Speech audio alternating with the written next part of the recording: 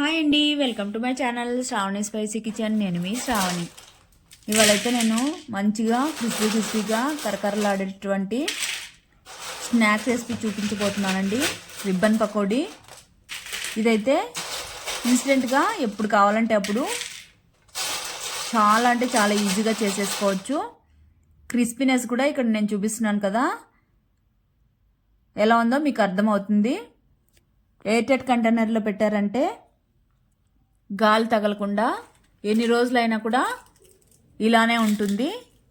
అలానే పిల్లలకు కూడా పెట్టారంటే బాగా ఎంజాయ్ చేస్తారు, ఈవినింగ్ స్నాక్గా కానీ లేదా లంచ్ బాక్సులకైనా కూడా. లేట్ చేయకుండా ప్రాసెస్లోకి అయితే వెళ్ళిపోదాం. ముందుగా అయితే ఒక మిక్సింగ్ బౌల్ తీసుకొని 1.5 కప్పు బియ్యం పిండి, అలానే 1/2 కప్పు శనగపిండి, 1/2 కప్పు పుట్నాల పప్పు ఉంటుంది కదండి, అది ఈ విధంగా సాఫ్ట్గా మిక్సీ పట్టుకొని వేసుకోవాలి. తర్వాత ఇందులోనే పసుపు, తర్వాత మీ స్పైస్కి తగ్గట్టయితే కారం వేసుకోండి. నేనైతే ఇక్కడ 1.5 స్పూను కారం అయితే వేసుకున్నాను. తర్వాత రుచికి తగినంత సాల్టు, తర్వాత 3 స్పూన్స్ నువ్వులు వేసుకోవాలి. నువ్వుల వల్లే మరీ టేస్టీగా ఉంటాయి ఇవి. తర్వాత ఆయిల్ అనేది బాగా వేడిగా ఉన్న ఆయిల్ అయితే ముందుగా వేసుకొని ఈ విధంగా స్పూన్తో అయితే మిక్స్ చేసుకోవాలి. చల్లారాక అయితే చేత్తో మొత్తం పిండిని మొత్తం బాగా ఆయిల్ పిండికి పట్టేలాగా చేత్తో ఈ విధంగా బాగా మిక్స్ చేసేసుకోవాలి. చూడండి, ఇక్కడ నేను చూపిస్తున్నాను కదా, పిండి ఈ విధంగా మనం ఉండ చేయంగానే ఈ విధంగా ఉండకట్టాలి. ఆ విధంగా మొత్తం మిక్స్ అయితే సరిపోతుంది. ఈ విధంగా మిక్స్ చేసుకున్న తర్వాత వాటర్ అనేవి కొద్దిగా వేసుకుంటూ పిండిని అయితే సాఫ్ట్గా మిక్స్ చేసుకోవాలి. ఎందుకంటే మనము మురుకులు గొట్టంలో వేస్తాం కాబట్టి ప్రెస్ చేసుకోవడానికి ఈజీగా ఉండడానికి సాఫ్ట్గా ఉంటే బాగుంటుంది. ఈ విధంగా సాఫ్ట్గా మిక్స్ చేసేసుకోవాలి. మిక్స్ చేసుకున్న తర్వాత అయితే కాసేపు పక్కన పెట్టుకొని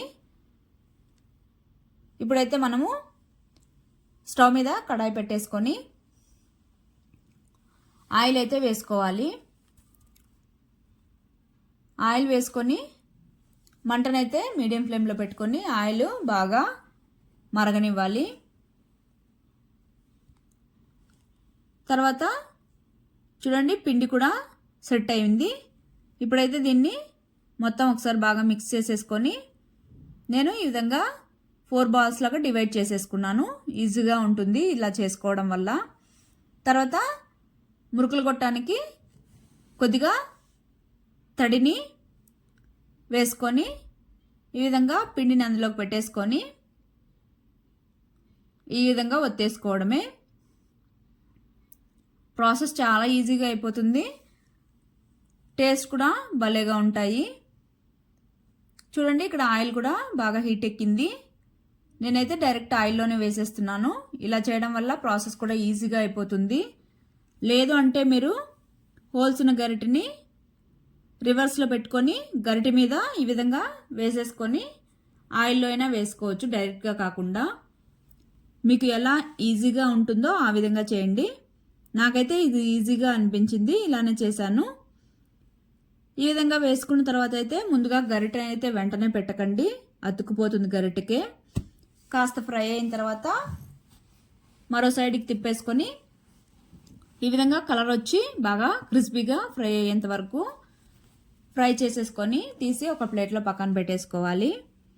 తర్వాత మిగిలిన పిండిని కూడా ఈ విధంగా కొద్దిగా వేసుకొని ఫ్రై చేసుకుంటే సరిపోతుంది. ఒకేసారి మొత్తం వేయడం వల్ల సరిగా అయితే ఫ్రై అవ్వదు, క్రిస్పీగా కూడా ఉండదు.